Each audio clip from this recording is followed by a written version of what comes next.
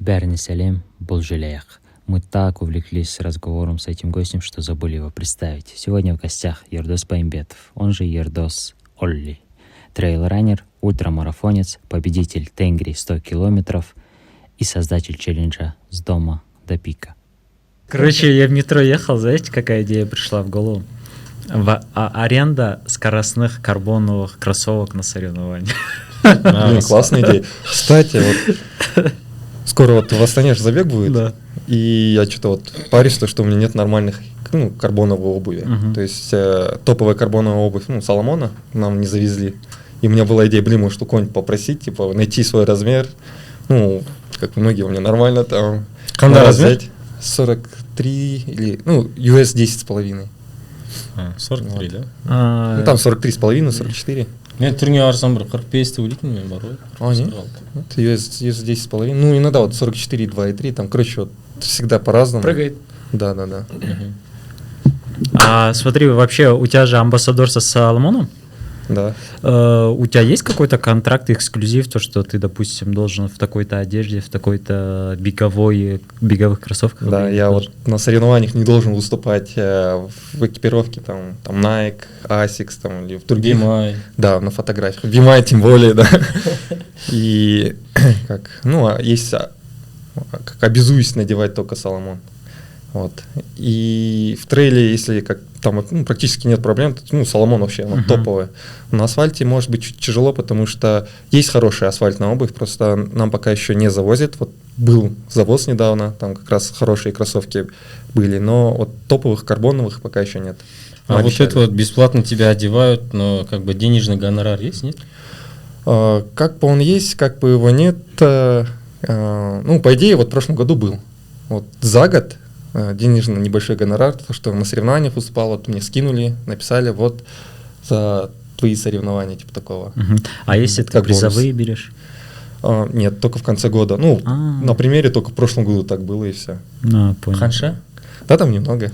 Символично. Примерно. Символично. 50к. 50к? Да. Пойдет. Не, нормально это. Лучше что-то, чем ничего. Да? Конечно. Вообще, какие карбоновые кроссовки у Соломона? Есть там не карбон, сейчас, если не ошибаюсь, полиуретан. Да, какое-то волокно. Да, вот волокно вот особенное. То, что оно еще как эко, то есть его можно потом переработать. Это вот я бегал, у них Young Runners, это Phantasm. Соломон Phantasm. А есть S-Lab Phantasm CF. Это уже вот карбон. Они только в одной версии, в одной расцветке красные. Нам их пока еще не завезли. Но мне обещали вот в конце мая. Я не знаю, придут, не придут. Полумарафон сонымен жүгірдің, да? Не в красных. Соломон Phantasm, да. Вот.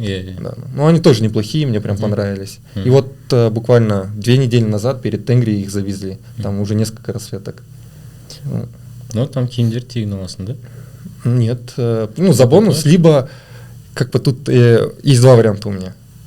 Если у меня есть там, то, что они за год предоставляют, можно сказать, денежный багаж. Если у меня еще есть там остаток, и его, кстати, разделяют еще там на сезоны, потому что, чтобы я за один сезон, за зиму, типа, все его не растратил, а потом не приходил в Соломон, ничего не покупал, не обновлялся. Поэтому на сезон его как распилили. Если у меня там есть, я могу взять за этот кэш, либо со скидкой 25%. А это за год тебе сколько выделяют бюджет? Как он расспрашивает про деньги? Следующий вопрос, сколько ты зарабатываешь? Давай я так скажу. Я половину, можно сказать, покупаю, половину так беру. Вот за год уже сколько я с ними. Сейчас 3-й год сотрудничаю, вот 2 года. Можно сказать, я больше трачу, чем так беру. Но цифру мы как бы засекретили, да, все-таки? Да. Айналып кеттік қой, через Қапшаға, через Қаскелең. Я потом тебе отдельно скажу. Ладно. А вот получается, ты 3 года уже с Соломонами. Давно ты вообще другие кроссовки носил? Как до Соломона у меня были кроссовки. Это понятно, да. Я их ношу, до сих пор иногда ношу. И бывает там ну, подарят, либо там с хорошей, прям очень хорошей скидкой. Я их покупаю, но в них бегают чисто такие восстановительные, когда вот ты, ну, не попадаешь на публику, либо на камеру. Вот. Ну, таких пар немного осталось. А нет такого, 2-3. что, блин, типа, там, хочется себе какие-нибудь там Адизера, еще что-нибудь такое? Хочется. Вот сейчас, прям как на асфальт пришел, прям хочется Vaporfly, там, Adidas, Adios Pro, Asics, Metaspeed, кажется, да, Да, вот, да, на Metaspeed, Салко недавно, Metaspeed вот Sky. ребята сейчас говорят, вот такие классные, и ты такие, ну, слушаешь, думаешь, блин. Вапор сатылап сыртына Соломон Была идея, да. Не, можно же, как вообще Соломон относится, если, допустим, бренд заклеить? То Мы есть- не обсуждали, да. Ну, Ну, я как-то, я не знаю, ну, наверное, не очень. Ну, в целом, пока вот мне нравится Фантазм, ну, у них классно. И есть еще одна модель, ну, до 10 километров, это S-Lab. Фантазм прошлого года, она без карбона, но он не супер легкий, там 199 грамм весит. Воу. Ну, это капец. Это легко, да. Это не которые Golden Trail Series были у них еще? Бело-золотые? Нет, они полностью красные. А, И протектор, и, короче, все. Да, я видел их у тебя. Ну, на Экидене бегал в прошлом году. Да, классно. Вообще представители Соломона как-то в твою жизнь вмешиваются в том плане, допустим, ты же сейчас более акцент сделал на шоссе, Да. и то есть с ними ты обсуждал это, говорил то, что, допустим, ты меньше в трейле сейчас будешь появляться и так далее. Ну, вот недавно вот в феврале обновили контракт, Мгм. тогда им заранее сказал, я уже вот решился, то, что все, мне надо на асфальт переходить, там есть цели, которые еще не закрыл. И сказал то, что вот этот год я буду бегать асфальт, ну, трейл будет, но его немного будет, ну, как бы акцент сейчас на асфальт. Они сказали, хорошо, у нас как раз завоз из асфальтных кроссовок, ну, который вот недавно был. Как бы нормально отнеслись. Да, а в целом вот как в жизни, ну, честно сказать, я делаю свою работу, они там отдельно, сильно не мешают, не говорят там Ердос срочно. Ну, очень редко, может, когда я там совсем ничего не закидываю, там нужны фотки, нужен пост. Вот. А таких каких-то твердых обязательств нету, да? Там, условно, 10 сториз, 6 постов и так далее, и так далее. То есть Контракт KPI все равно прописан. есть, да? Сторисов нету, но посты. А это вообще как пришел к амбассадорству? Как тебя нашли? Через знакомую. Через Да, знакомых? ну, наверное, знаете, Вероника. Вероника? Да, она, можно сказать, самый первый амбассадор. Пальмима. Ну, Вероника Набокова. И тогда ей попросили найти тоже парня, которого там, ну, умеет там сторисы снимать, посты писать. При этом еще им важно было, чтобы он был как перспективный, там, в плане того, что место занимал на соревнованиях. Вот, она меня порекомендовала, и еще вот, Баху Гентатор. Ну, вот у Бахи, правда, Инстаграм закрыт, и Баха, он больше приверженец Хока. Да. Да. И а я вот еще помню, с Мадей где-то за месяц до этого, он мне в шутку вот так говорил, если бы ты хотел быть амбассадором спортивного бегового бренда, какого бренда бы ты хотел быть? Я тогда еще сказал Соломон. И Бах через месяц мне предлагает. Может, он что-то Сразу же знал. аффирмация мощная же сразу. Ну да. Запрос вселенной. Так что не считать не вредно. Ну, Соломонов в трейле это самые топовые вообще бренд представленный? Или еще есть какие-то, допустим, вот мы знаем, да, в шоссе Adidas и Nike это заклятые враги, грубо говоря, да? Есть ли такая конкуренция в трейле? Да, есть. Но Соломон как один из первых, кто пришел в трейл и прям занял всю нишу, и у них как топовая обувь была, и сейчас они раскрутились хорошо, и амбассадоры крутые. Но есть конкуренты, это вот бренды Ля Спортива, те же Хока. Ну, сейчас и у Adidas, и у Nike тоже есть трейловые. Терексы, агравики всякие. Да. Ну, Терекс, Nike и Adidas для трейла как-то не сочетаются. Вот Хока для спортива, есть вот сейчас Киллиан еще ушел, с Соломона открыл свой бренд новый, Normals, или Normal, не помню уже. Normals. Да, он только где-то год, чуть больше года, может, существует.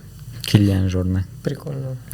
У него еще новый контракт с Коросом, да? Он раньше же Сунта бегал. Да. Но он с Коросами уже 2-й год, кажется. Да, а потом еще они же запустили новую линейку. Там у него специальная расцветка вышла, его Апексы, кажется, Как модели. Или что-то такое. Как и с Кипчоги, они же тоже контракт сделали, Да. заключили. Там тоже у него специальная расцветка. Кенийская, зелено-красная, зелено-красно-белая. Ты в каких часах бегаешь? Сунта. Сунта? Да. Почему Хорош. Сунта?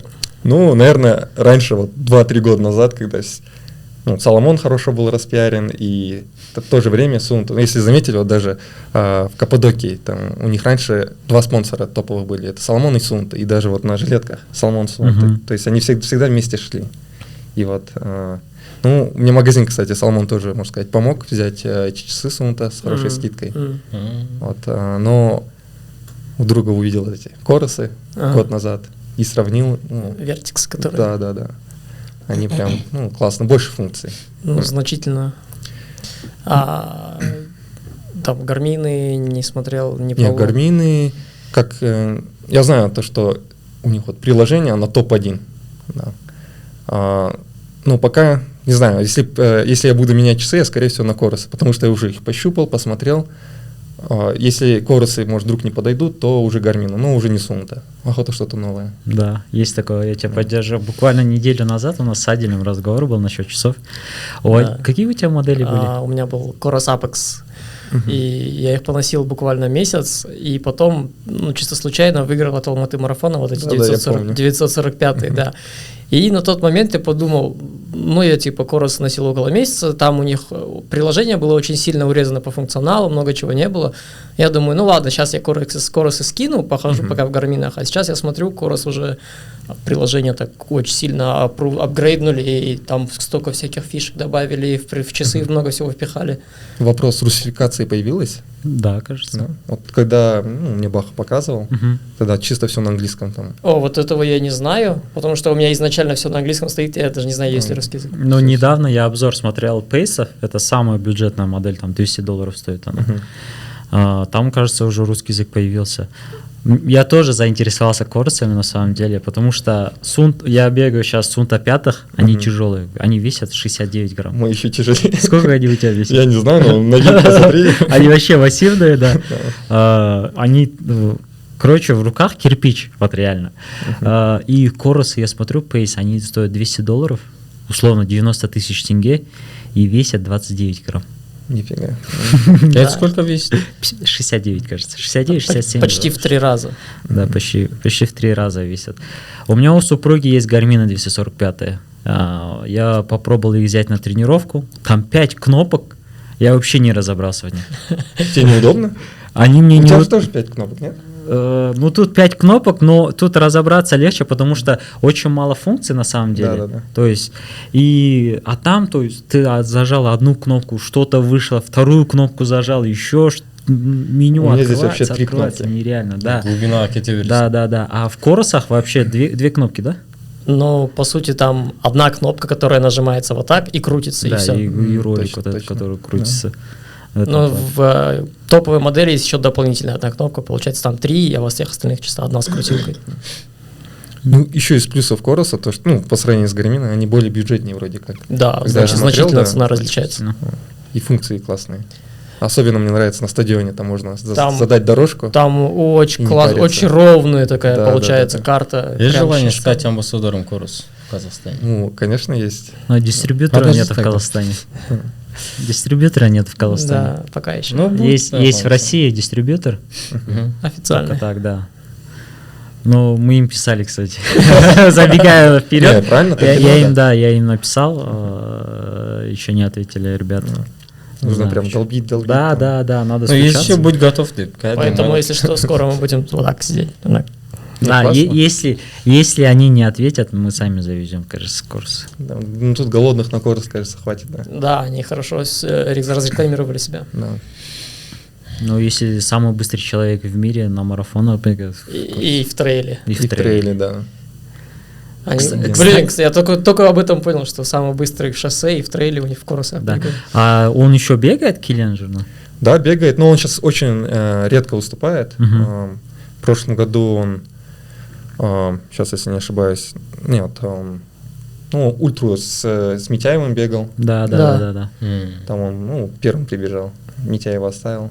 А так, да, он до сих пор, можно сказать, держит свою планку, он уже который год, там, лет 10, наверное, в топах. И до сих пор сейчас в топах. Уникальный человек. Ну да, там у него отдельно, ну, книги пишет, там...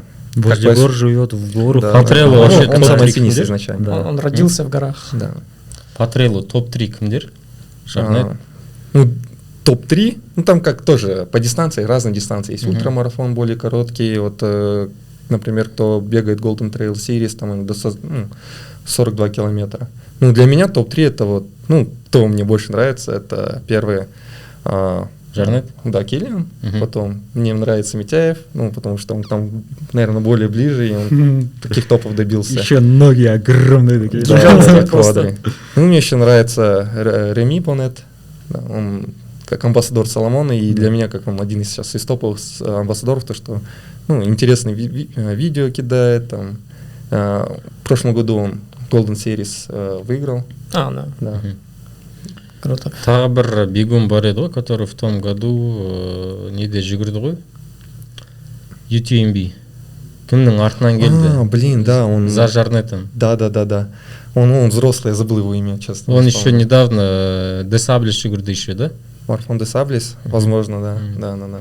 Ты, Ну, это кстати, крутой испанец. сам не планируешь Десаблес побежать? Пока за нет. Галломом? Блин, после вот Тенгри 100 я понял то, что реально здоровье оставляешь на таких дистанциях. Да. Да, и А- очень долго восстанавливаешься. Стоп, а ты раньше не понял? Это же не первая твоя сотка, по Ну идее. да. Ну как, это, можно сказать, 4-я моя сотка. Да. Да. 2-я официальная, ну именно на забеге вот с финишем. Но первые 3 они как были проверочные, набирался опыта, и как-то из-за того, что всегда что-то происходило, ты себя херово чувствовал, и ты понимал почему. А сейчас вот ты все грамотно разложился и просто понял то, что много сил забирает, и как на восстановление много сил уходит, там микроэлементы, суставы, связки. Ну вот сколько ты в себя приходил после сотки Тенгри? Ну, после Тенгри Да. мне стало плохо. Вот после финиша. Не знаю, Мгм. кто там был. Я 3 часа не мог себя прийти. Я не знаю, что случилось. Гель не зашел. Мгм. Я, короче, совершил большую ошибку. Я попробовал гель, который я не пробовал на тренировке. Вкус или прям совсем другую марку? Вкус мне понравился, но желудок не принял. Другая марка. Ага. Вот, да, другая марка. Я просто, джью все время пью. И что-то у меня был другой гель. Не буду говорить, там портить что-нибудь. И я думал, блин, просто пусть попробую. будет. Да, я первый бегу, мне нормально, мне хорошо. Там, я вот сейчас 20 километров до финиша, там 80 позади, там уже более-менее ровно. Я сейчас думал, сейчас ускорюсь. Выпиваю, там запиваю. По вкусу прикольно, классно. И через буквально там 2-3 минуты и мне вот этот животный рефлекс. Ё-моё. Да, и я так- Тошнило, да, или как? Тошнило, да. И голова начала потом болеть. Я помню, на последний пункт питания прибежал, 92-й километр. Я просто прибежал, сказал, у вас есть что-нибудь от головы? Мгм. Мне херово. И они что-то Да, там нашли говорят, что-нибудь? да. Что-то, меня плохо чуть помню, что-то говорили, вот есть от давления, потом кто-то там говорит, вот, а вдруг у нее не давление, вдруг ему нельзя. Там пока они спорили, такое, к черту, я побегу, мне чуть осталось. 8 километров из 100. Да, и добежал, потом на финише улыбнулся, типа, все хорошо, это, какой он свежий, да, как будто бы не фотографий. бегал, да, для фотографий. Буквально там 5-10 метров прошел, там на баннер повис.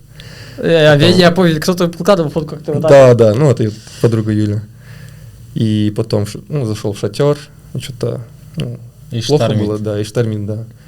Там Педро подошел, он хотел интервью взять, я говорю, блин, Педро, сори, мне плохо, что-то вот буквально вот так. Он подошел, я там еще водички выпил, мне резко плохо стало, я выбежал, все, и где-то в течение 3 часов мне вот так штормило. Хорошо до награждения там отпустило. Мгм. Вот. А вот по ощущениям, когда после этого на 100%, на тренировках на всю силу, вся сила вернулась. То есть ты же по-любому какую-то там неделю или сколько сбавил темп с заниженной скорости. Как, у меня еще есть типа небольшой челлендж. Я, с Нового года бегаю каждый день. Там, Я видел, да, минимум, что ты после сотки пошел бегать сразу. Но вот в целом целом по-любому нормально уже было. Ага. Вот потом понедельник старт, там вторник, среда, четверг, пятница я бегал так в легкую, как тренер говорил, там, и я уже такой заряженный был. У меня квадры болели несколько дней, прям 5 дней, не знаю. Как от силовых быстрее проходят квадры. И я так, думаю, блин, что-то не то. И потом, когда я И вот лонг, короче, мне говорит, ну, легко пробегись, а там все смотрю, что-то переписываются там по 4.20, по 4.30, что-то такое, блин, тоже хочу. Выбежал, бежится классно, там по 4.20 бегу, там, ну, в итоге там 4.30 с копейками вышло, такой довольный. И на следующий день выхожу, и у меня колено стреляет, я бежать не могу, и я хромаю. И в итоге не пробежал? Не, я пробежал. Ну, через чуть-чуть. боль. Ну, 6 километров минимум, да. Ну, 3 километра более-менее нормально, потом я вот так, ну, как, одной ногой бежишь, другой просто перекидываешь. Там вот темп 6:40, не знаю, уже. И, ну, как до сих пор сейчас у меня еще колено чуть побаливает. Но так могу бегать. Ты еще потом Ирбис, да, бежишь? В этом году нет. Нет, не бежишь? Нет, не бегу. Бұл жылға мақсат қандай жалпы? Марафон. Да, марафон, ну, изначально. Где будешь? Туркестан?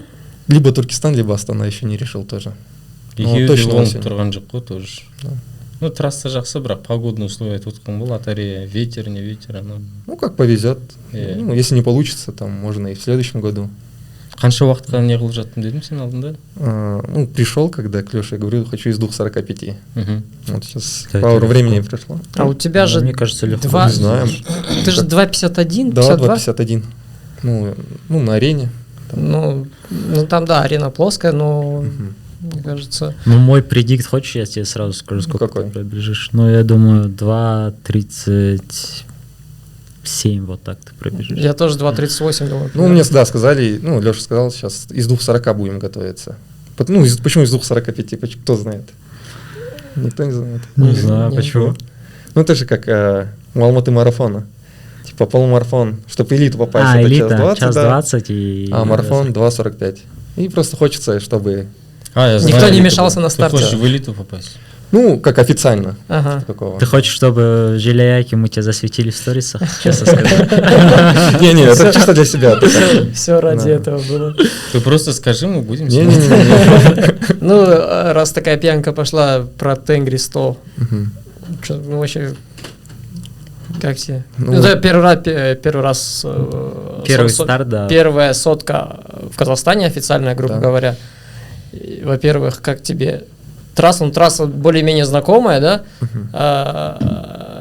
Ну, подготовка твоя, Еще и подводка была именно с Гусаровым. Да, Да. да. Вот, Расскажи. это- шоссейная подготовка к трейловому старту. Да, да.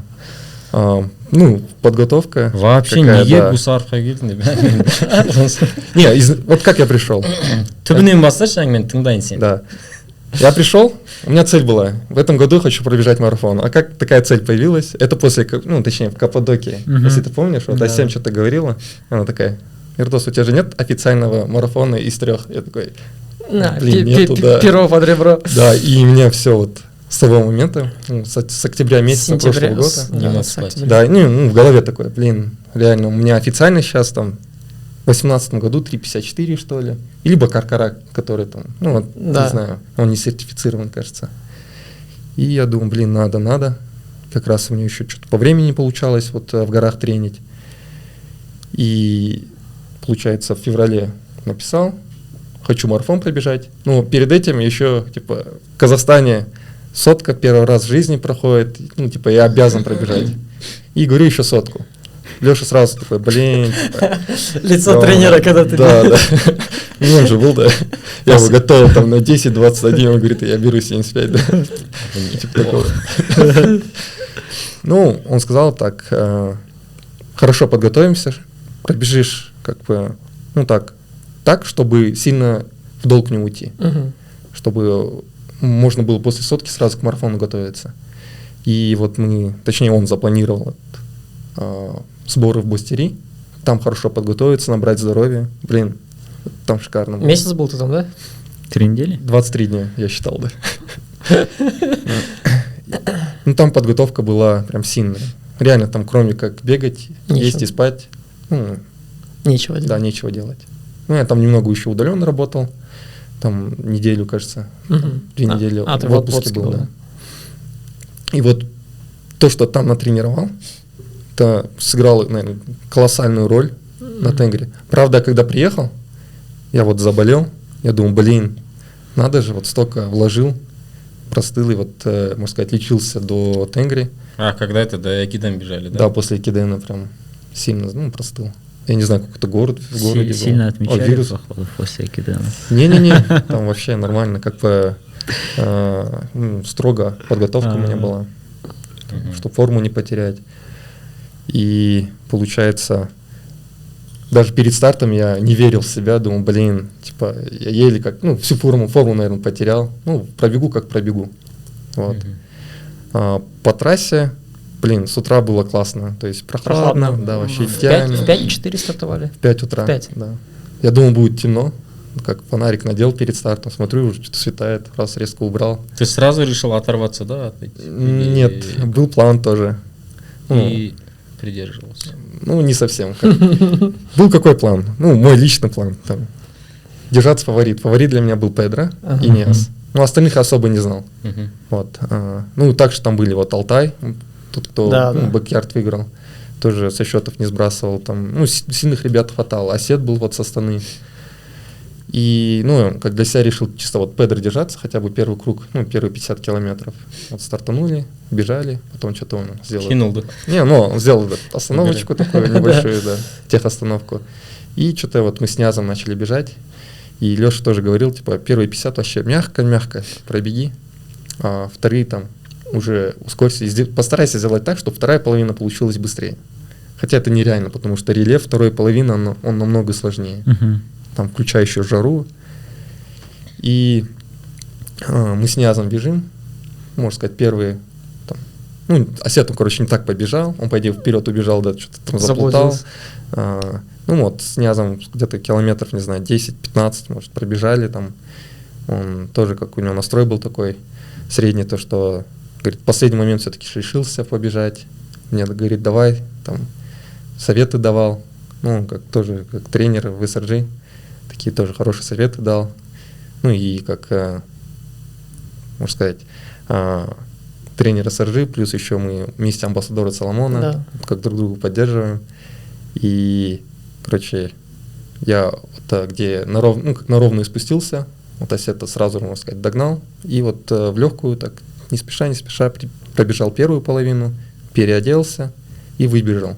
Вот как только я выбежал, что смотрю, позади вот не был ни Асет, ни Педро, ни Ниас. Я увидел там, вот россиянин был, который тренируется у Митяева, и был Григорий Сават, кажется, он триатлет. И вот они за мной держались, ну, достаточно долго.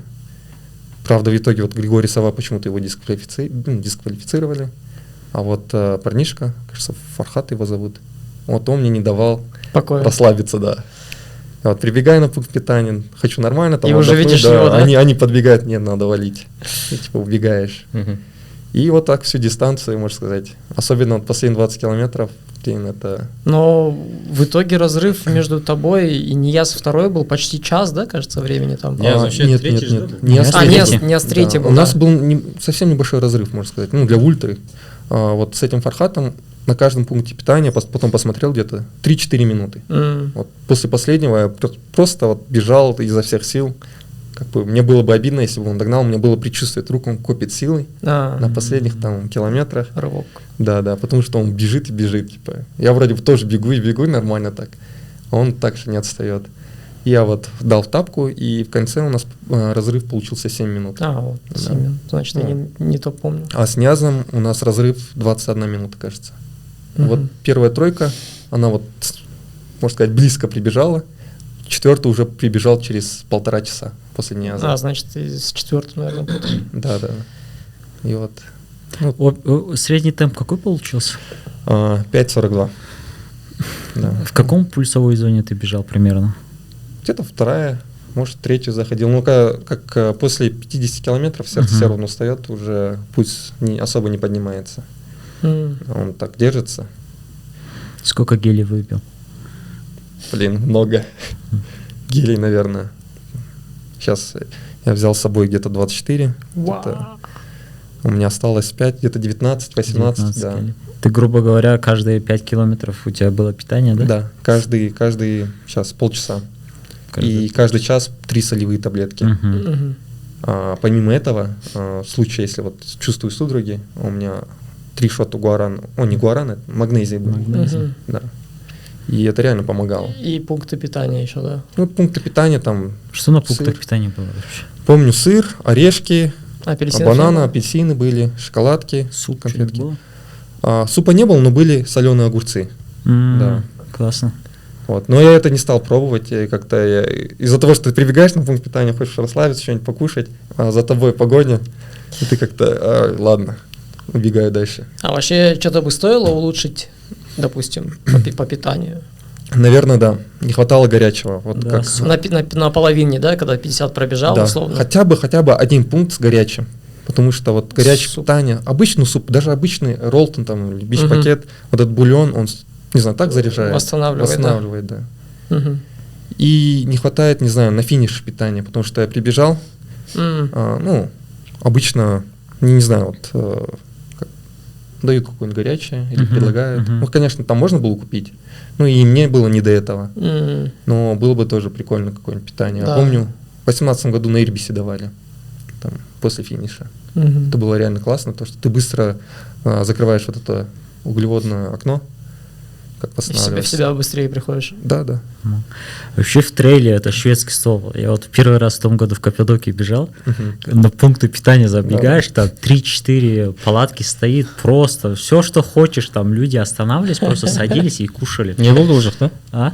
Трейл в Жоқ, қандай Каппадокии. тамақтар? Что мне запомнилось? Чечевичный суп был, кажется, сыр был, что еще было? Ну, я толком не помню, потому что я Көфте болды ма? Кофте, короче, кумфиры были.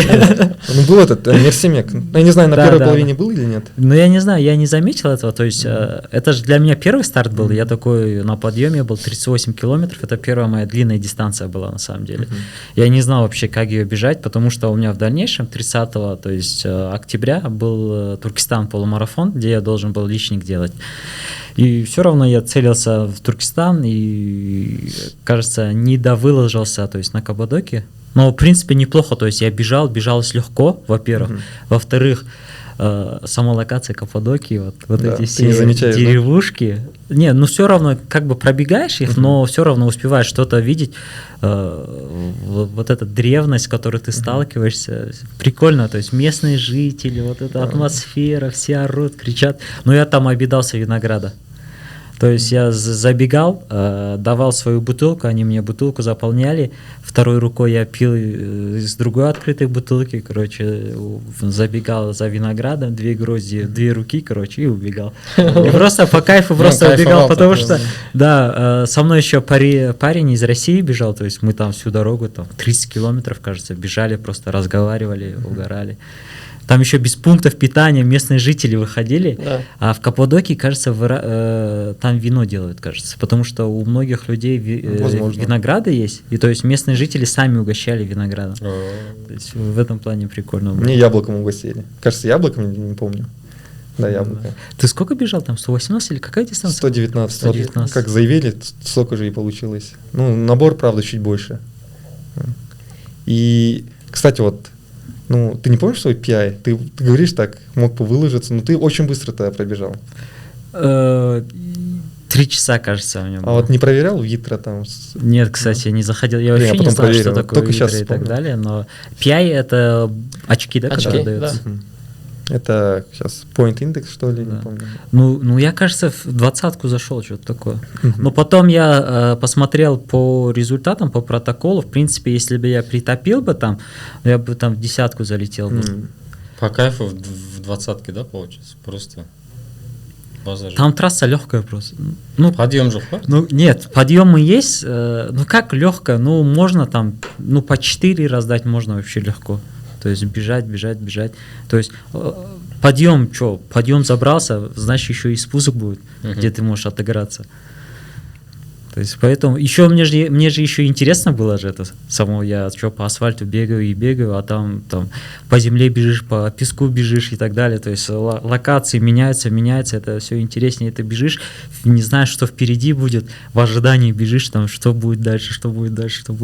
Интересно было. Трейл солнечный, да? Да, после этого у меня вот желание, вот намного больше стало желание вот в трейловых забегах там поучаствовать и так далее. То есть Можно сказать, этим и трейл прекрасен, то что ты больше не бежишь, ты больше как любуешься. Ты как американских горках все время. Подъем, спуск, там, повороты, вот, всякие виды открываются. Неизведанно. Трейлда сенден андай целдер бар ма? Там, на будущее, там, кейінге қалдырып қойған деген секілді? Ну, хочется UTMB пробежать. Мгм. Ну, чтобы сейчас UTMB пробежать, нужно камни собирать. Ну, это, можно сказать, такая далекая-далекая цель, где-то лет через 10, например. Вот. То есть не спеша там камни собрать, ну, тоже по возможности. Потому что вот бегать вот каждый раз, там в год несколько ультры, это, я думаю, ну, чересчур. Мгм. Там, ну, как тоже Леша говорит, здоровье оставляешь. Вот, ну, сложно. Собирать камни — это сленг. Тас И- деймін. Тамсы. Не совсем. Сленг, Или- это реально или ты- стоунс или- называется, или UTMB ты stones. или ты хочешь щелкнуть перчаткой бесконечности. Не. Да. Нет, там другие камни. Они все одинаковые, да. Ну и они виртуальные. на Ага. самом- ну, Это вот ИТРА, да, баллы? это не ИТРА, Нет? это отдельно. Кстати, Отдельно? вот ИТРА и сейчас отдельно UTMB тоже, ну, можно сказать, UTMB от ИТРА отошел. Мгм. Он отдельно очки считает, и ИТРА отдельно считает. И чтобы участвовать на забеге UTMB, там 4 дистанции. OCC, CC, там, TDS и сам UTMB. Нужно собрать определенное количество камней, которые можно получить на определенных стартах. Мгм. Не во всех стартах. Вот. Ну, сейчас с Казахстана еще летят скоро. Ну, вот Педро и его команда в Испанию. Да. Вот как раз от UTMB забег будет. И там они могут камни заработать. Там тоже зависит от твоего места. Там Нет, от места не зависит. Там зависит просто, финишировал ты или нет. Ну, контрольное время. И все, да? Да. У тебя ни одного камня нету, да? Нет, ну это не как открылось, ну, точнее не то, что открылось. Такие изменения произошли недавно. Мгм. Вот. А раньше они же по ИТРА были, да, принимали? Да, ну, Там по ИТРА. Там нужно было набрать, я не помню даже сколько. Ну, там пробежать определенные дистанции. Там ИТРА есть PI, то есть это твой индекс, ну, насколько ты сильный атлет. Есть еще, можно сказать, ИТРА баллы трассы, я не знаю, как они называются. То есть, когда ты пробегаешь, ты получаешь ИТРА 3 поинта, ну, 2 поинта, 3 поинта, 4 и максимально 6. 6, Что да. это означает? 3 поинта — это если ты пробежал там дистанцию, условно, я не помню тоже, от 50 до 100 километров. 4 поинта от 100 до 125 или 130, не помню. 5 поинтов — это от 130 до 170. И 6 поинтов — это то, что выше. Ну, 2-1 я не помню. И как это еще считается? Вот ты, ну, например, на примере Каппадокии. В Каппадокии ты пробежал 119, Да. и набор у меня получился 4000, но то, что они заявили, там 3900. Мгм. И то есть ты не 119 пробежал, ты пробежал 119, и вот то, что вот набор 3900 делишь на 100, получается И 39. плюс километр. Да, то есть 119 плюс 39, кто там считает быстро. Да. Да. Ну там под 150. Да, За 150. 158, ну 158, Да. то есть условно ты пробежал 158. И, кажется, не помню, 4 или 5 очков начисляют. М. И ты должен такие очки как заработать определенные, чтобы на определенных дистанциях участвовать. И при этом это, кстати, еще не гарантирует, там есть лотереи, ну как в этих мейджорах. Ты можешь выиграть, либо нет. Прикольно. Да. Прикольно. Там своя, короче, экосистема.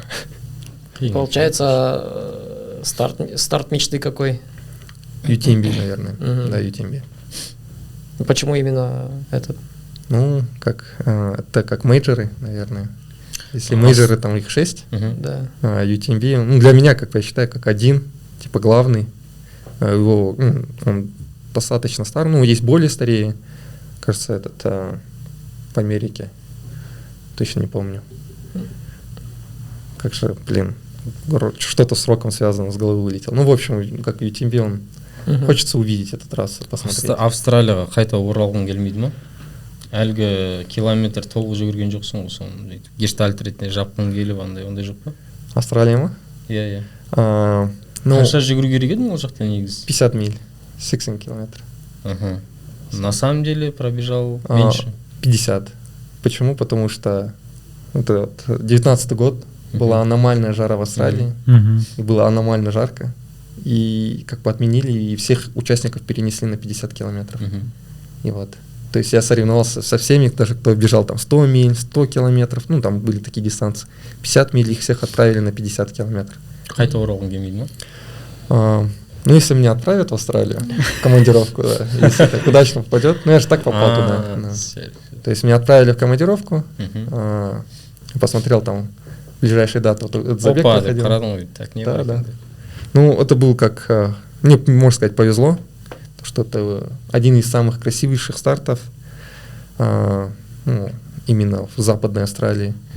Там Библьмун трек называется, длина его там больше 1000 километров этой тропы, это как Кликийская тропа. Ну, там вот в Австралии западной есть своя такая популярная, она реально живописная такая. Ол жақпен тырғайту қиындау шығар, жылан бар, да. короче. Ну, знаешь, самое что опасное? Даже не змея, кенгуру самое опасное. Точно? Серьезно. Ну, вот на брифинге говорили, типа, как, ну, если змея там укусит, там, позвонишь, там, затянешь, и то это очень редко. Чаще всего это кенгуру. Она как бы не совсем умное животное. Большое и быстрое. Большое, да. Она думает то, что ну, ты за ним гонишься, ты типа враг. Ну, были, ну, рассказывали, бывали случаи, она подбегает, с тобой бежит, начинает толкаться, ну, как бы может напасть условно. И боксирует, да, короче? Типа такая. Вот. Ну, слава богу, или может, к сожалению, тогда кенгуру не встретил. Ну, там ребята видели змею, я тоже, может, мимо пробежал, ну, на видео скидывали, блин, там, махина здоровенная. Да? Наверное, хорошо, что не увидел. Да, и из живности, можно сказать, я видел, ну, блин, момент был красивый, с попугаями. Ты бежишь, там перед тобой пальма, ну, можно сказать, джунгли, ты бежишь в джунглях, и вот пальму ты пробегаешь, и оттуда кучу попугаев, да, и с их звуками, там, пением. Прикольно, красиво. Прикольно. Кино волну. Ну вот как бы, тогда да, мне повезло вторым прибежать, ну и в целом, если как будет возможность, конечно, я буду участвовать и на максимальную, наверное, дистанцию. Бұйырсын. Сен қазір жасың нешеде? Скоро 31 будет. 31? Ты кроме бега еще чем-то занимаешься? То есть работаешь? Да, бег для меня это хобби, на самом деле. Ну, я программист-разработчик, вот как раз австралийской, она уже, можно сказать, американская компания, Micromine. Вот пишем софт для горняков и геологов. То есть большую часть времени я провожу на работе. Вот, а то, что в Инстаграме вот так снимаю, это, как, ну, можно сказать, моя работа. Я работу не афиширую, не показываю, что я делаю. Вот, ну а так, сегодня, кому я говорил, как раз у нас выпустили релиз, который полгода проходит, вот совпало так. И должны были, да, отмечать в итоге все в разъездах. А я у вас на подкасте. Релиз без багов, это как аутсорс, да, или прям офисқа барып жұмыс істейсің? Офис, да. Офис, да. У нас как, ну, головной офис в Австралии и несколько офисов по всему миру есть. Это вот в Индонезии, в Африке, в Америке, в Канаде, там, в Лондоне, короче, несколько. Я помню еще года 2 назад, может быть, ты еще преподавал да, тоже. Да. Сейчас все еще периодически. Периодически? Да. Как часто периодически? Ну, раз в неделю? Нет, ну там так нельзя типа взять раз в неделю. Там, если ты начинаешь преподавать, там ты должен выпустить студентов. Курс там 4-6 месяцев длится. Вот в прошлом году я вот, можно сказать, все лето проработал на второй работе. То есть с утра бегал, потом днем основная, вечером вторая. И вот так жил. Вот как капец, 2 работы и еще бег совмещать? Ну, это было не каждый день. То есть я преподавал там 3 раза в неделю. То есть были дни, когда я мог 2 раза в день тренироваться. У тебя, получается, режим был, ну, грубо говоря, подряд. Проснулся, побегал, поработал, лег спать. Да, так и было. А вообще график у тебя какой? Во сколько просыпаешься? Там, қаншада жүгіресің, потом на работу? Как выстраиваешь свой этот... Тайм-менеджмент. Сейчас, не знаю, немного сложно. Ты дома или в офисе сейчас? Иногда с дома, иногда с офиса. Как хочешь или... Ну, можно сказать, да. Ну, как... Конечно, в офисе мне больше нравится. Просто иногда бывает то, что... так скажу, в офисе, вот где сейчас мы расположены, ну, там летом нереально жарко. Как-то сейчас кондер особо... нормально не работает, и мне удобнее из дома, то есть продуктивнее даже с дома иногда бывает работать. Но как тоже 50/50. Иногда в офис прихожу, иногда с дома. Вот. Ну, просыпаюсь там, когда как, ну, утром там в 6, ну, и иногда в 5 там, утра, иногда в 7. Вот. Но обязательно где-то вот, до 9 должен закончить тренировку. Вот. Если в 9, ну, не в 9, а обычно там, в 8:40 заканчиваю, то все, значит, я с дома работаю. Ну, могу так с дома поработать и в обед пойти в офис. Ну, недалеко находится. Вот. Либо там, ну, как обычно, наверное, у вас тоже так, до 7 работы, до 8 там прибегаешь, быстро в душ, переоделся на работу.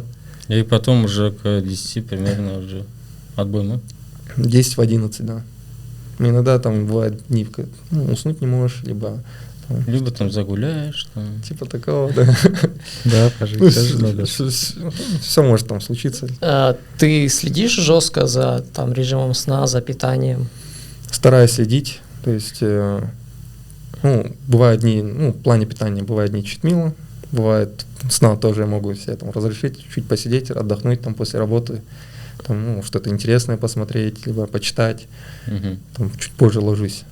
Ну и в плане питания, как не прям жестко, калорий не считаю, но стараюсь, там, вижу, как в обед углеводы, там, овощи, фрукты обязательно, орехи, много жирного, да, разнообразие. Вечером, может, что-нибудь белковое, там, творог можно перед сном, ну, не перед сном, там, за 2-3 часа съесть.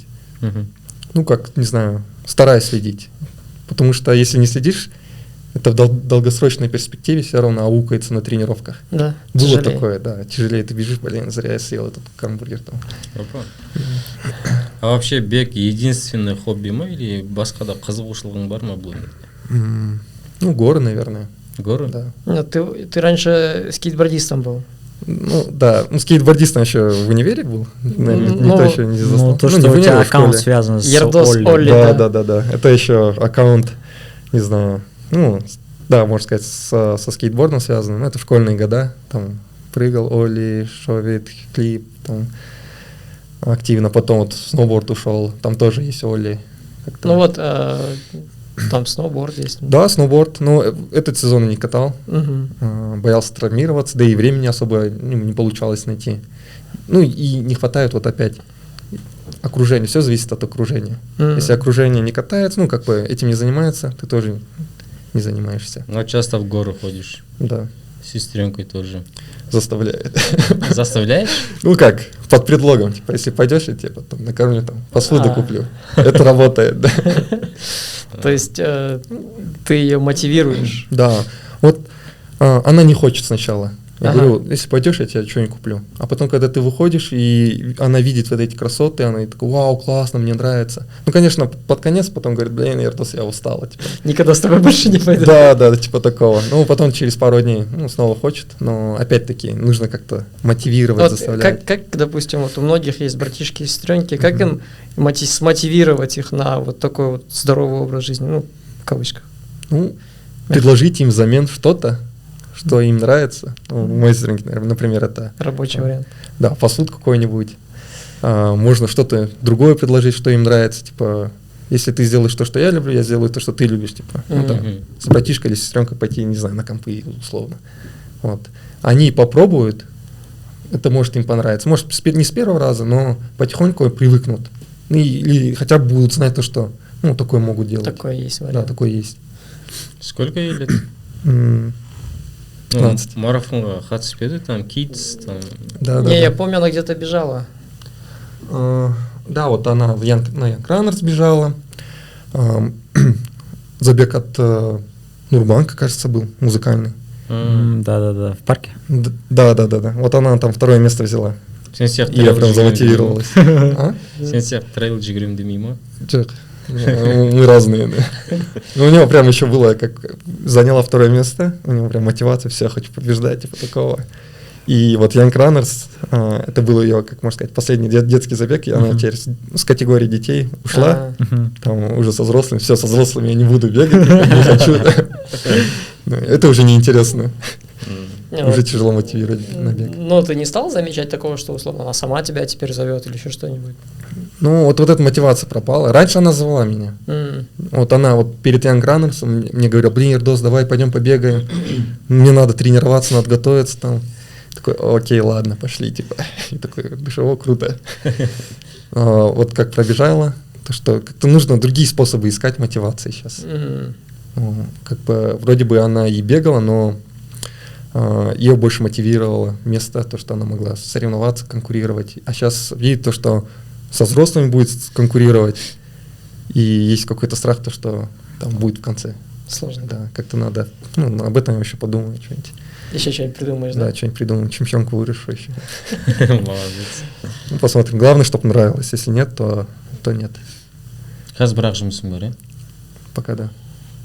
Сейчас, раньше, помните, про программистов что думали, да?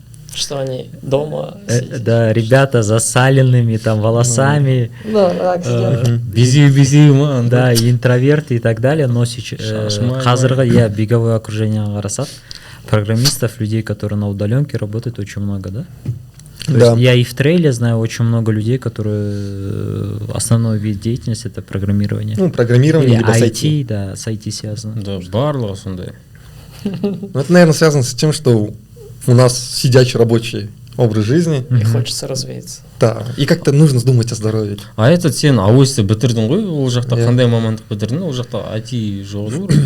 Жоқ, радиотехника, телекоммуникации. Не болып кетті сонда, қалай мына жаққа ауысып кеттің? Ну, как... Мен де радиотехника бітірген ғой просто. Я дипломный, можно сказать, писал, там нужно было алгоритм запрограммировать, связан там с RFID-метками. Вот, небольшой код написал. Потом я на магистратуре учился. Там же, да? Нет, не там же, в России. В России? Томске, да. Опа. Там тоже этот ТУСУР радиотехнический. И у меня руководитель был, который как преподавал программирование. Там тоже нужно было писать программу. Вот я, можно сказать, там выучился самостоятельно. Еще и руководитель там подсказывал, как ментор был. И вот после года там среди всего университета проходил конкурс на стажировку. Вот так получилось то, что я выиграл эту стажировку. Меня отправили в Силиконовую долину Тайваня. То есть, Тайвань, она тоже славится техникой. Да. И я жил там с ребятами. То есть со всего мира студентов лучших отправляли туда. И каждому студенту куратора привязывали, можно сказать. Ух ты. И вот я там 4 месяца работал над одной технологией, тоже писал код. Было тяжело, там приходилось самому разбираться где-то, но в итоге получилось. И, можно сказать, я понял то, что я уже больше в программирование ушел. И как подал резюме, мне программирование начало больше нравиться, чем радиотехника. Как-то более понятнее. И бірінші жаңағы Австралия, америкалық компанияға жұмысқа кіріп кеттің ба? Солай. Мықты. Сколько лет ты уже там, получается? Довольно много, да? Да. Кажется, сейчас 16-й год, сейчас 23-й. 7-й год пошел. Ничего себе, 7-й прилично, год, да. Хороший стаж. Там как интересный проект, очень интересный, если даже сравнивать. Таких проектов, таких компаний у нас, может, единицы. У тебя, получается, там меняются проекты, не одно и то же ты Задачи, да, допиливаешь. меняются, прям, разнообразно, интересно. Өз жұмысыңнан ләззат аласың ғой, в общем, да? Я, особенно, когда получается. Жақсы. Блин, это хорошо. Вот. Программирование бұйырыпты ғой, да? Маңдайына бүйтіп жазған ғой бүйтіп. Да, столько событий, которые то есть, Привели. склеились, да, и привели тебя к программированию. Да. То есть мой вопрос в чем заключается, знаешь, возраст там входа в программирование какое-то есть, или в любом возрасте ты можешь начать программировать? Я считаю, можно в любом. Просто с возрастом это немного тяжелее. В плане того, что ты не успеваешь за технологиями, если заметили, быстро развивается. Я вот преподавал программирование, как вторую работу. Это как академия, то есть там люди могли быть как и школьники, так и взрослые люди. И были у меня студенты взрослые люди. Там тоже зависит от человека. Им, конечно, сложнее, но если человек прям упорно трудится, достигает какого-то базового уровня, и с которым он может дальше идти и развиваться.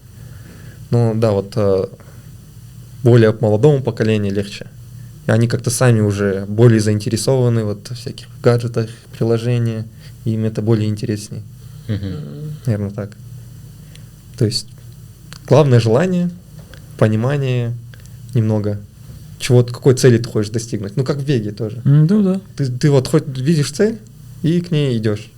А если просто я хочу быть программистом, и не знаешь, какие есть компании, что. Это как я хочу бегать. Ты выбегаешь и бегай себе там сколько угодно, и у тебя роста особо не будет.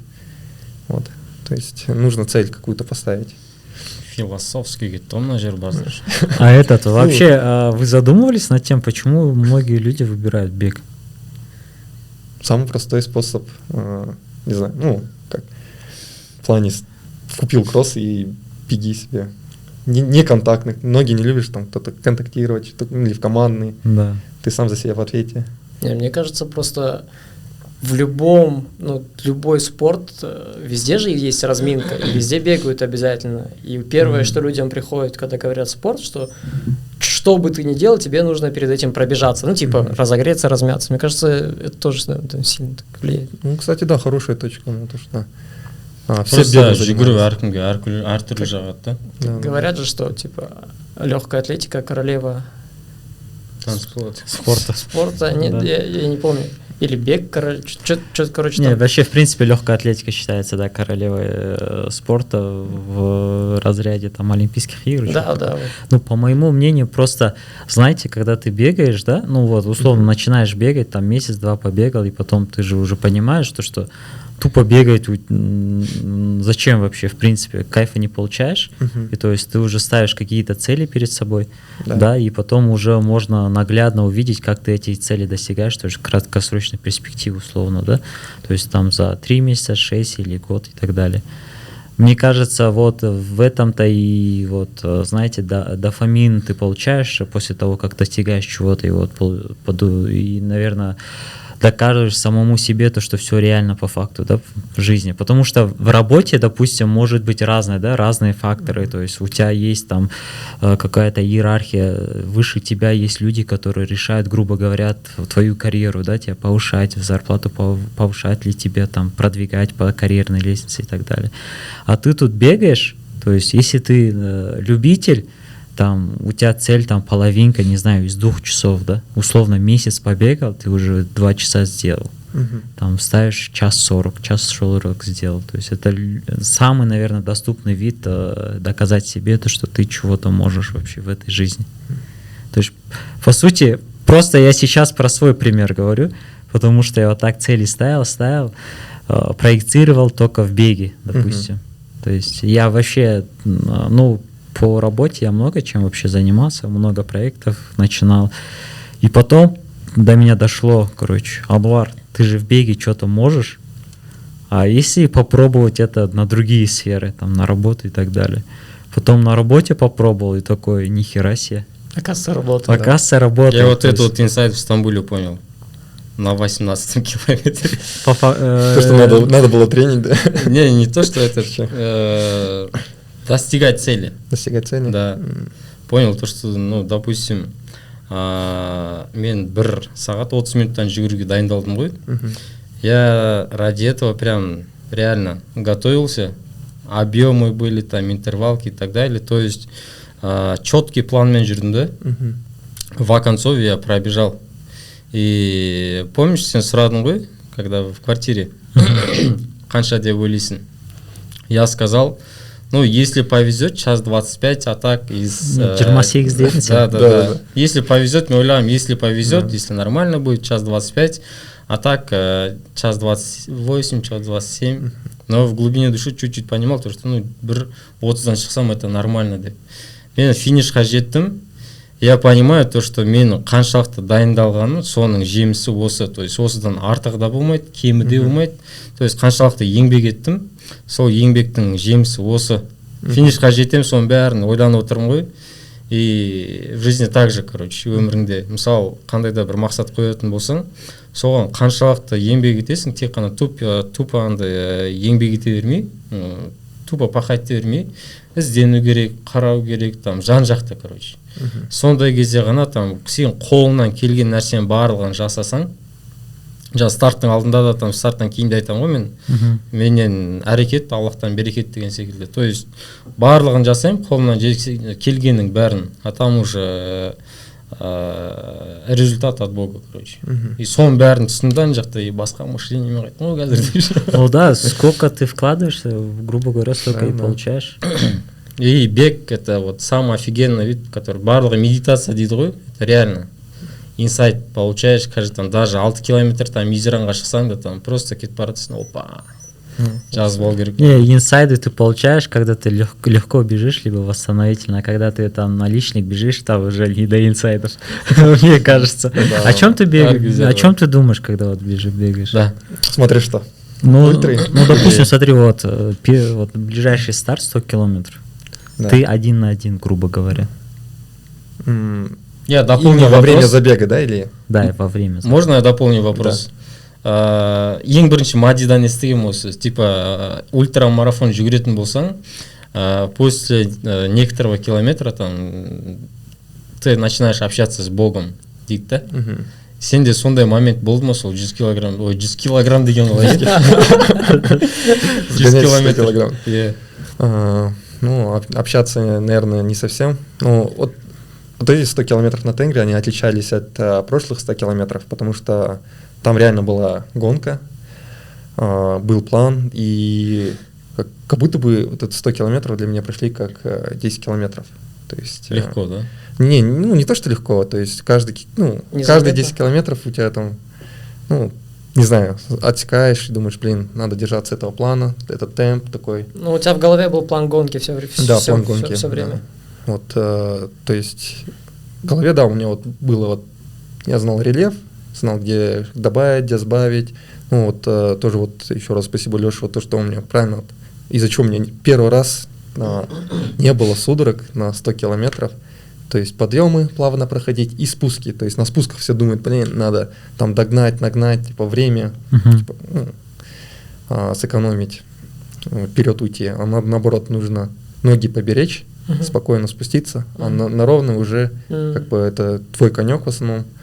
И даже вот как мышцы они, как это объяснить? Меньше забивается. Да, меньше забивается. Ну да, на спусках страдают же, все равно ноги сильнее. Ты можешь, да, пробежать спуск там, по 3:0, но потом через пару километров тебе это аукнется, и ты будешь будешь страдать до конца финиша.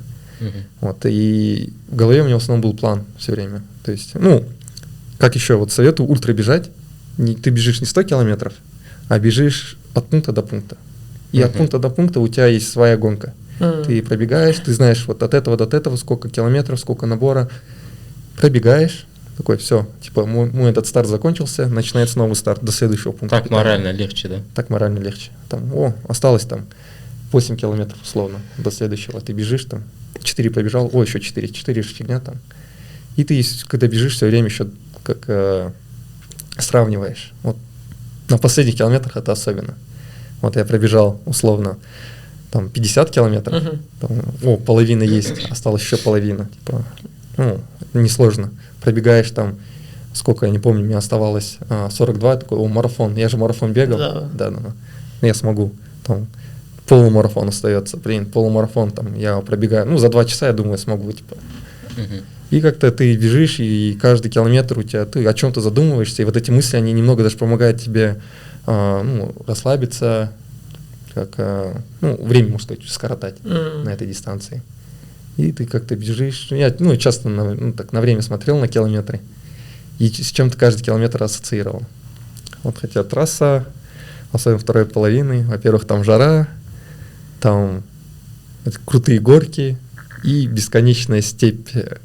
Ты бежишь и бежишь, да, и горизонт видишь, и ему нет конца.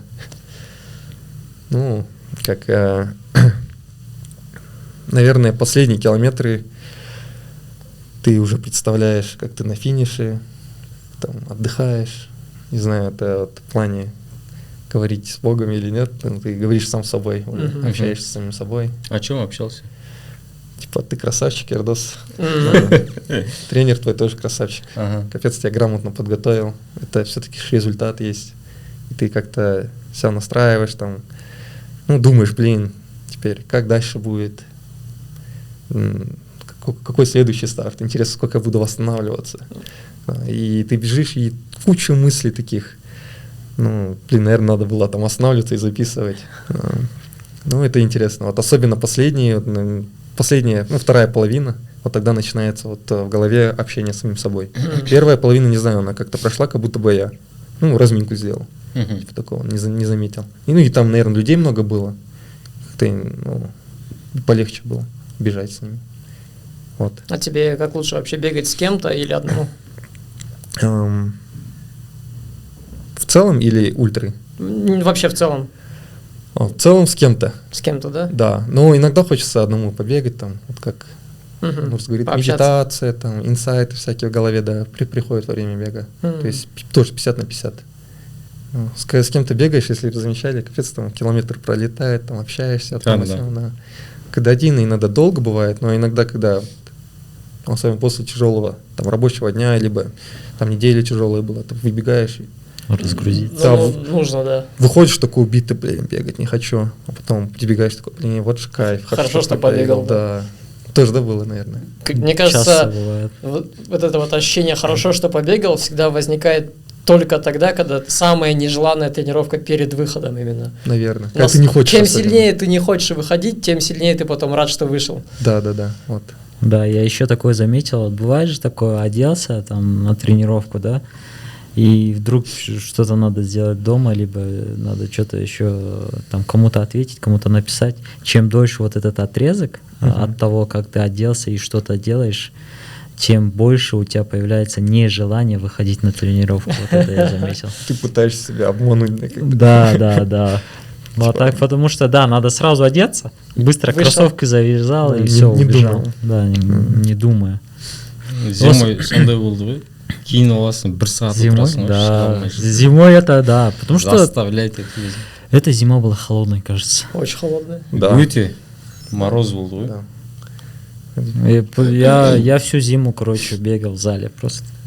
Ну вот хорошо, да, вот манеж появился. Да, спас. Там чуть отдыхаешь от этого мороза. Я, блин, в таких варежках бегал этой зимой. Да, у вас же еще тренировка есть в горах была. Ты же уже в Skyrun группе был, да? Или зимой? Ну, январь месяц. Ну, Амангельды рейс. Амангель, да. Ну, январь был самый холодный. Да. Вот поднимались, там было реально ты как, ну, на Амангельды особенно, когда поднимаешься, ну, во время тренировки, ты как, солнце поздно выходит, пока солнца нет, так холодно, ты остановишься на 2 минуты, у тебя руки, кончики пальцев рук замерзают, какая бы обувь у тебя ни была, да, ноги будут замерзать, сколько ты там, не знаю, носков не надел, будут замерзать. Ты как-то идешь, и ты вот поднимаешься наверх, и когда вот ты поднимаешься на этот парус, выходит солнце, и вот как только солнце выходит, и во-первых, настроение приятно, такое, классно, и во-вторых, оно чувствуешь, начинает догреть, и уже как-то легче становится, не так холодно. Ну вот смотри, если сравнивать, ну я понимаю, то, что разные дистанции, 100 километров, там, гонка на выносливость, да, грубо говоря? Да. Половинка — это там гонка на скорость, которую ты, Young Runner, да, это, наверное, первый твой шоссейный старт после такого большого перерыва, правильно? Кстати, за сколько удачный пробежал? старт. Да. Удачно, хорошо. Час 17:54, что ли. Да. Вот вопрос такой, что труднее бежать? Допустим, короткая дистанция на скорость, либо длинную дистанцию на выносливость? Блин, классный вопрос. Ну, ты страдаешь и там, сильнее на короткой дистанции, но это проходит быстро. Там прям сильно страдаешь, там, ну, на скорости. Особенно вот еще полторушку я бежал. Там ты вроде бы короткой, но выплевываешь легкие, и все сгорает у тебя там легкие внутри. Разрывается, все, да, ну ты просто терпишь. А 100 километров — это такое легкое страдание, но в течение 9-10 часов. Ну, самое сложное, помню, было это на Эльбрусе. Там должны были 170 бежать, пробежали 100. Это был самый тяжелый мой забег, в плане того, что я там не просто физически, а морально сломался. Но я там на 90-м километре шел и думал, блин, зачем я этим занимаюсь? Нафиг это надо? Вообще ненавижу бег. Я сам в шоке после был от себя, то, что у меня такие мысли были, то, что я думал, блин, мы столько денег тратим на перелет, на питание. Там. еще и сейчас страдаю, я находился вообще в глуши, то есть, чтобы представили, 10 часов ночи, ты на границе между с Грузией и Россией, вот там, ну, и поселок, там куча, можно сказать, хачей стоят, на тебя так смотрят, ты никакой, у тебя ноги стертые, потому что там, пришлось бежать в запасных кроссовках, и состояние такое полусонное, ты 2 ночи не спал, потому что уснуть не мог перед стартом, и просто морально ты сломался. Но, как с другой стороны, тренирует, и лучше ты себя узнаешь. Вот это было сложно. Вернешься туда? Нет. Не знаю. Не из-за того, что плохой отпечаток остался, пока нет планов, организация чуть средняя. Хромает, да, чуть-чуть? Да. На тот момент вообще ужасно было. Больше 50% не финишировал. Да. Большой показатель. Вообще, выбор трейлового старта вы вообще из чего исходите? Больше из того, допустим, круто, авантюра, получить кайф, либо из-за престижности там соревнований и так далее? Тоже классный вопрос. Мы как раз с Ниязом об этом немного общались. Если ты имеешь в виду международные старты, да. Вот, ладно, раскрою твой секрет, Нияз. Точнее, он говорил то, что старты, как он выбирает сейчас старты, где можно занять место, можно получить хорошие очки, где по максимуму можно выгоду получить. То есть они в основном незаметные, не супер распиаренные, не как UTMB, там, либо гонки серии Golden Trail Series. Вот, я сам пока их не знаю, но тоже логика хорошая. Где меньше конкуренции, да? Меньше конкуренции. И вот эти point итра собираешь. Да, собираешь именно как... Вот для сравнения условно, то, что ты пробегаешь, и то, что они заявляют, может сильно отличаться. Например, ладно, даже тот же Тенгри сейчас, условно, я пробежал 102 километра, с набором у меня получилось там 1700, 1750, в среднем где-то 1700 у ребят поспрашивал. У нас, типа, они, как организация ИТРА, показали, 102 километра, но набор там 1470. Значительно меньше. Да, что-то в этом роде. А вот в Ликике было наоборот. Мы бегали там 57 километров и заявляли там набор, я не помню, там, набор больше, чем на самом деле. И за счет этого я получил больше очков. Капец круто. Лучше, да? Да. А вот сейчас, условно, за Тенгри я получу меньше, чем должно быть. Вот. И можно искать такие старты, где ты можешь получить чуть больше очков, и эти очки иногда дают какие-то привилегии. Там тоже, вот, если ИТРА смотреть, там можно войти тоже в элиту. А вот для определенных кругов элиту организаторы могут, во-первых, сам старт делать бесплатным, перелет бесплатным, там, проживание, какие-то всякие фишки есть, в зависимости от организации. Да. Понятно. То есть это такой, можно сказать, можно исследовать, выбирать. Блин, вопрос забыл. Прям в голове был. Классный был тоже. Да. У меня тоже вопрос был по поводу... Интересно. Да, забыл, если что, потом задам я тебе его. Блин, твой главный постоянный вопрос невозможно Ердосу задать. Какой? Что твои любимые кроссовки, там, твоя любимая марка? Да, он скажет Соломон. Что он здесь не задастся? Вот какой вопрос хотел задать. Вот ты вообще в Казахстане в трейловых забегах призовые часто брал? Нет. На Ирбисе 3. Да, на Ирбисе. Это, может, последние 2 года. Да. Как начал в Соломонах бегать, начал заниматься. Соломон. Я понял, почему Соломон с тобой работает. Молодец. И вот, вопрос-то какой? Вот ты 100 километров пробежал, красавчик. Первое место.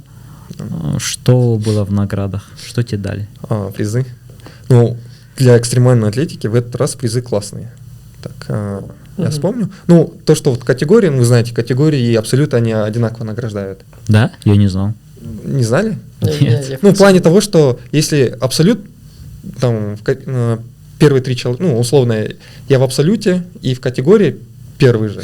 Как в Каппадокии тоже было. То есть я 2 раза выходил на тумбу. То есть за категорию давали конфеты Рахат, Мгм. то есть это отдельное награждение. А вот за абсолют там, во-первых, ну, давай начну, сейчас вспомню. Копы. Дали, да, копы сертификат на 50 тысяч, Мгм. 50? да. Мгм. Ну, цену уже буду говорить. Ну ладно, там другая история, сейчас тоже скажу. 50 часы Galaxy Watch. Да. Ну, я бы не сказал, сам топовая модель. То есть у меня iPhone, они, именно эта модель, она с iPhone не коннектится. То есть, ну, я их продал. Там, условно, по-свойски за, там, Қаншаға? за 35. Ну, они стоили у нас здесь 60. Ага. Вот. Потом, сейчас вспомню еще, помимо этого, ну, мне понравился этот бубен. Видели вы? Победителя, да? Да, бубен. Первый Султан, три места. который тебе еще Палку, да, палку сломал. Ну, это ладно, это мелочи, там, заклеил. И ну, у них нравится то, что они трофеи как, ну, дают красивые. То есть в этот раз стрела была, она реально классная, Да, много классно. места не занимает, ну, сделано очень качественно. Еще наконечник у всех различается, Да. да? Золотой, там бронза, серебро. Да. И он такой еще тяжеленький. Вот. Еще что-то было еще. Вспомнил. От Power Up там был один гель, Это гели. изотоник, точнее, не изотоник, да, электролит и батончик.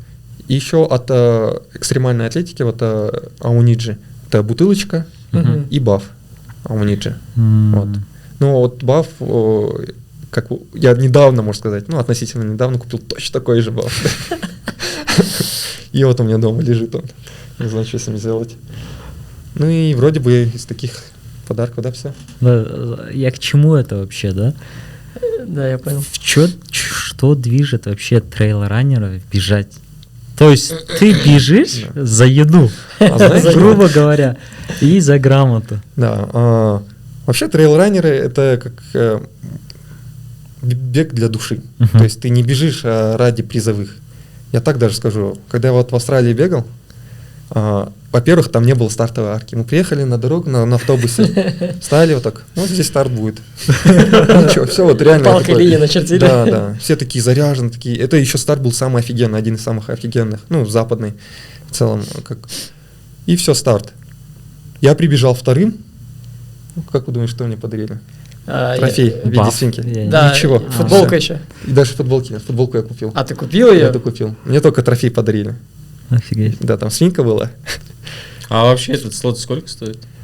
На тот момент, я не помню в долларах сколько австралийских это было, но я потратил, кажется, 70-80 тысяч. Да, просто да, тенге, ну, 70 или 80, просто за слот. Офигеть. Туда даже вот в стартовый слот футболка ничего не входила. Я пришел стартовый забирать, там был типа фуршет небольшой, шампанским и клубникой. Вот, дали стартовый и ярмарка, где ты покупаешь сам. После таких стартов вы не чувствуете себя чуть-чуть обманутыми?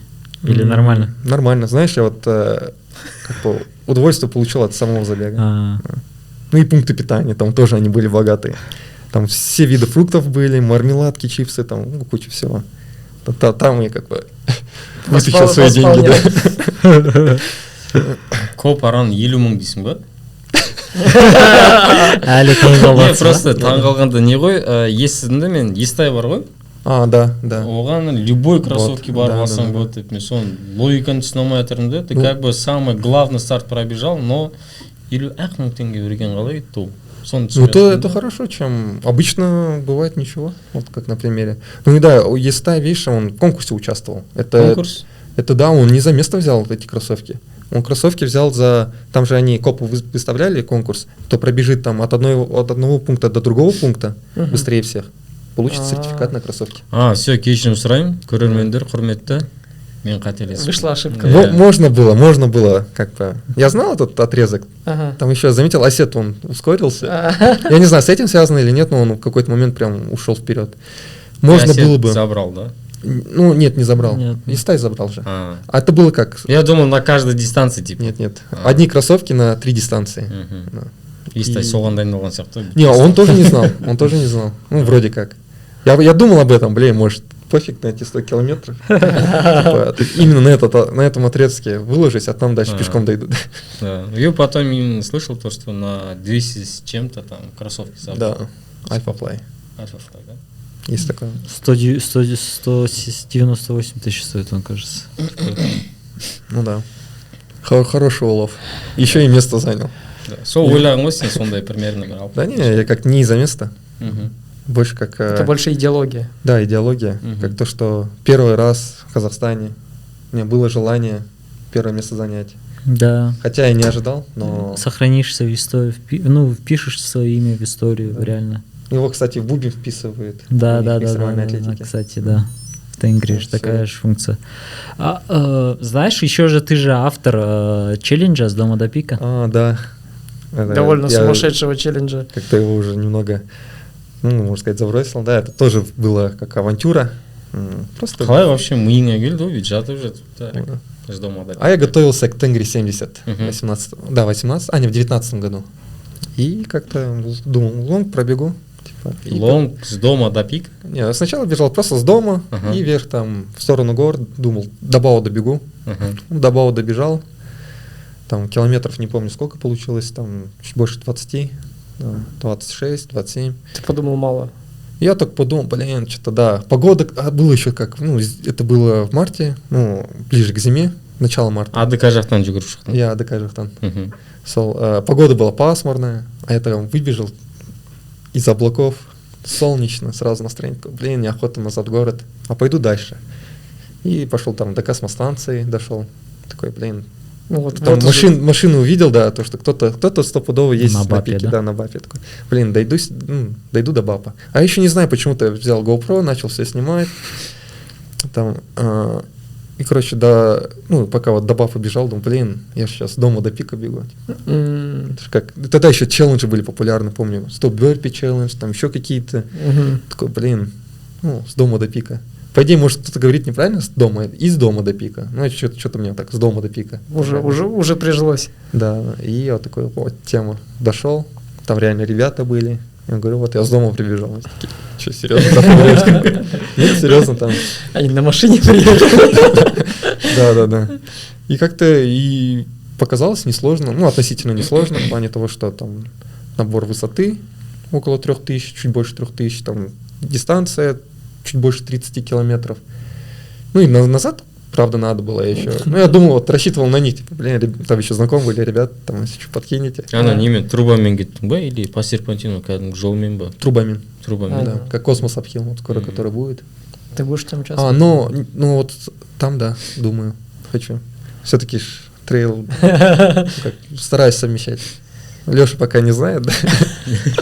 Из подкастов знает. Да. И вот, так. И челлендж запустил, там в Инстаграме начали писать. Потом ребята поддержали. Там, Да, много кто бежал. да, много сейчас много кто пробежал. Уже большинство пиков вокруг кому ты оббежали. Да. А этот самый легкий маршрут какой? Я считаю, тоже зависит, где ты живешь. Допустим, Сатакента. Либо пик Кумбель, Кумбель, да. да, точно. либо Фурмановка. Фурмановка.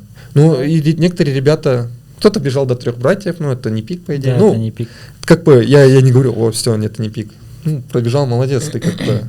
Не, это это челлендж уже для тебя. достижение. Да, это достижение. Конечно. Это как-то... Челлендж что делает? Это он тебя мотивирует, типа, тренироваться, достигать каких-то высот, целей. Ты цель поставил, вроде бы сложная цель, Мгм. и ты вот хочешь до нее дойти и достигаешь. И ты, при этом это еще и вершина, типа, ты дошел до вершины.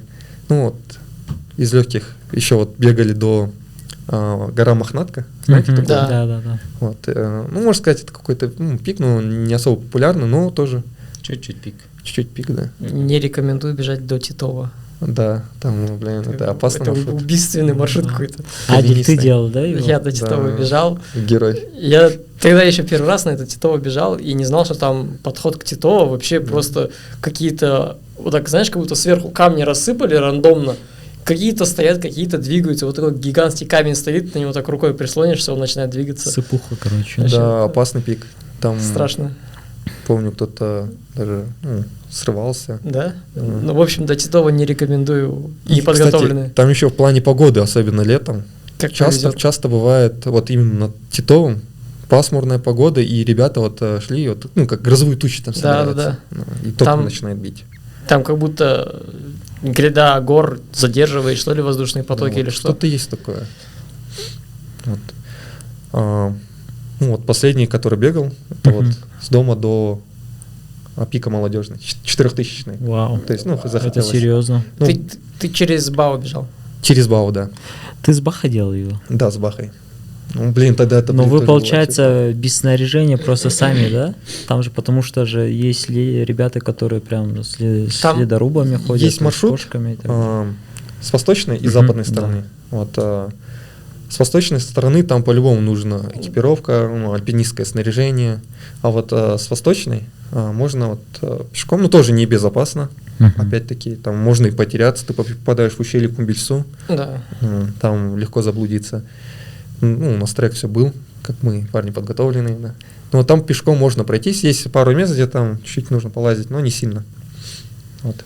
А этот медицинский чекап өтіп тұрасың ба екен, мынаның бәрі кәдімгідей нагрузка ғой үлкен. Ну да, прохожу. Анализы, крови сдает. Как часто? Где-то 2 раза в год, условно. Мгм. Ну и иногда перед Раз в стартом. полугодие. Да, раз в полугодия. Что ты проверяешь? Я не помню, у меня список есть. Мгм. Ну, самое основное, это общий анализ крови, там, Витамины? витамины, да. Жүрек соғысы. Кардиограмма? Тоже. Ну, Жүрек қалай, кстати, сен жүрекке операция жасаған едің ғой сол жүрекке Австралия. емес, Қай жаққа жасадың? легкие. Легкие? Да. Это Қазір бәрі жақсы ғой да. пневмоторакс. Я казар нормально. Мгм. Ну да, сейчас уже более-менее нормально. Ну, поначалу, короче, были, был большой риск рецидива, Мгм. и мне не рекомендовали бежать, а мне надо было готовиться к Австралии, там вообще Надо нельзя было. было летать, да. И, короче, перед забегом в Австралии там... А мне? Это мем у мати, да? Ну, типа такого. Я даже видео записал, типа, блин, если со мной что-нибудь случится там. Потому что мне перед стартом дышать тяжело было. Жесть. Вот. А ты к кардиологу ходишь? Ну, то есть... Ну, последний раз, честно... Ну, я проходил чекап, Мгм. такой общий чекап, от офиса мы ходили. Ну, там все посмотрели, все здорово, все нормально. Но по-хорошему я хочу сходить с нагрузкой просто для себя. Там, Тредмил? тредмил. Ну, вот, тредмил, ты имеешь в виду? Ну, это где ты, допустим, с датчиками Да, бежишь да, на да, беговой да. дорожке, Да. то есть замеряют там твой пульс, работу сердца, ЭКГ в нагрузке и так далее. Почему мы вообще этот вопрос, ну, эту тему вообще тронули? Потому что, к сожалению, да, вот на Тенгри, то есть произошла такая трагедия, то есть человек, который бежал, если не ошибаюсь, 15 километров, Нет, он... или Я тоже точно не знаю. да, потому что я дистанцию ехал. точно не знаем, но то есть скончался человек Да. на финишной арке, то есть это большая трагедия, как для его семьи, конечно, но и так и для организаторов, да и для беговой тусовки, ну, для бегового сообщества, потому что, к сожалению, такие события случаются, ну, можно сказать, часто, потому что, грубо говоря, каждый год, либо раз в год тоже кто-то погибает. В прошлом году на Алматы-марафоне, Да. то есть человек погиб. И мы хотим сказать то, что здоровье – это приоритет, ваш приоритет, который должен стоять на первом месте. Вы должны проверяться, сдавать анализы. Следить за собой. Да, Да, следить за поддерживаю. собой. Потому что в первую очередь спорт, конечно, это хорошо, это здоровье, но когда вы начинаете бегать там за призовыми, за личными рекордами, все равно есть момент, когда вы уже заходите там в долг, тратите больше энергии, больше сил, поэтому нужно с другой стороны себя поддерживать, свой организм, свое тело. То есть... Все верно. Поддерживаю. Следите за своим здоровьем, следите за собой. Да, это небольшая рекомендация, то есть, потому что ну, я сам себя знаю, то, что ты пришел, купил кроссовки, там, купил футболку, майку, бегаешь, там, уже подключаешь какие-то интервалки, а у тебя силовых нету, еще базы нету какой-то. Первая травма, там, связанная, там, с мышцами, да, там, бедро, икры, там, я не знаю, еще что-нибудь. Потом дальше бегаешь, потом уже у тебя, там, лежишь дома, у меня было, не знаю, года 3 назад, что ли, лежу дома, и сердце болит просто так. Я не пойму, что такое. Сердце болит, я потом хватаю за сердце, привстаю чуть-чуть, и уже начинаю задыхаться. То есть это была паническая атака, либо что, я не понял. Потом уже в дальнейшем, когда я начал разбираться, я сделал, то есть, поход к спортивному кардиологу, именно к спортивному кардиологу, где сдал уже ЭКГ под нагрузку, вот тредмил, анализы все сдал и так далее. То есть это банально, оказывается, у меня защемление мышцы там спины, оказывается. То есть я и до этого замечал, когда делал темповые лонги, там на 15-16 километре у меня щемило, то есть правую часть, то есть внутри груди какая-то боль появилась. То есть я чувствовал то, что сосуд какой-то у меня забивается, то есть, грубо говоря, когда мы быстро бежим, крови же больше, то есть эта кровь не пропускается и так далее. Оказывается, банально у меня забита была какая-то мышца на спине. В этом плане, да, всегда нужно следить за собой. И если хотите рекордов, уже тренироваться с тренерами и тренироваться с квалифицированным, да, под наблюдением с тренером. Ну что, думаю, на этой замечательной ноте можем заканчивать. Да? Самый веселый. Рахмет тебе, Ердос. Это человек, который придумал столько челленджей, сейчас сам придерживается челленджа, бегает каждый день. Присоединяйся. Да, присоединяйся. Ну, я, кстати, 116 дней пробежал там от начала года до 30 апреля. Вообще к челленджам ты хорошо относишься, да, кажется? Ну, главное, чтобы не во вред было. Это как у каждого челленджа есть своя цель какая-то. Ну, и как этот челлендж для чего я сделал? Это как просто дисциплина. Развить дисциплину, потому что иногда бывает, забрасываешь и можешь там на неделю забросить. Тут челлендж есть. И мотивируешь. Бывает сложно, но потом все равно легко становится. Ну, кстати, насчет мотивации, вот пару слов скажи, что тебя вообще мотивирует? Люди, наверное, окружение, то, что они развиваются, достигают там рекордов, ты видишь, что они могут, а почему я не могу? Типа, а как этого делать? Нужно работать, и этим мотивируешься. Вот. Как-то так. Ну, если в плане рекордов. Вот. Ну, классно. На этом и завершаем наш выпуск. С вами был Ердос, могучий человек, быстрый, выносливый, завидный жених, айтишник, много зарабатывает. Рахмет, что позвали, реально классно пообщались, мне очень понравилось. Тоже наушники, да, снять? Да, уже можно наушники. Прикольно, мне кажется, оглох. Засняли. Кажется, чуть громко было, да? Не, в кайп попал. Для меня первый опыт, я даже не знаю.